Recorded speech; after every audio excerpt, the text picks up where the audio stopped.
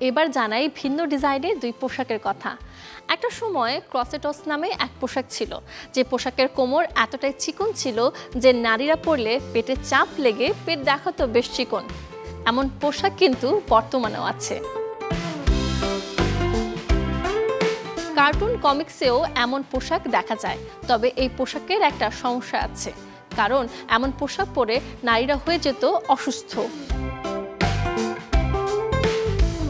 আরেকটি অদ্ভুত পোশাক কৃণনীল। এই পোশাক দেখতে বিশাল বড় ঘেরের মতো। এই ঘের বানাতে ব্যবহার করা হতো লোহার খাঁচা, যার উপরে থাকতো পোশাকের আবরণ। তবে এই পোশাকের বড় একটা অসুবিধা ছিল, লোহার ঘের নিয়ে হাঁটতে পারতো না নারীরা। এই পোশাক গায়ে জড়িয়ে একবার পরে গেলে আর ওঠা সম্ভব হতো না। নানা অসুবিধার কারণে একসময় বিলুপ্ত হয় অদ্ভুত এই ফ্যাশন।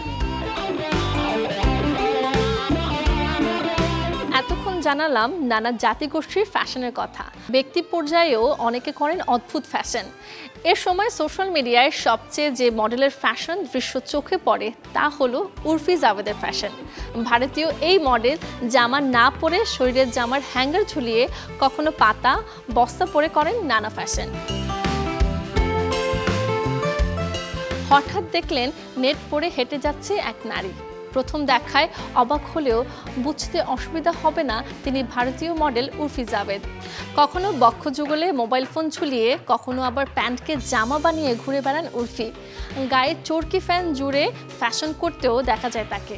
খাবারের প্যাকেট, চালের বস্তা, দড়ি, জাল নেট, ছেঁড়া কাপড় কিছুই বাদ যায় না এই মডেলের ফ্যাশন তালিকা থেকে।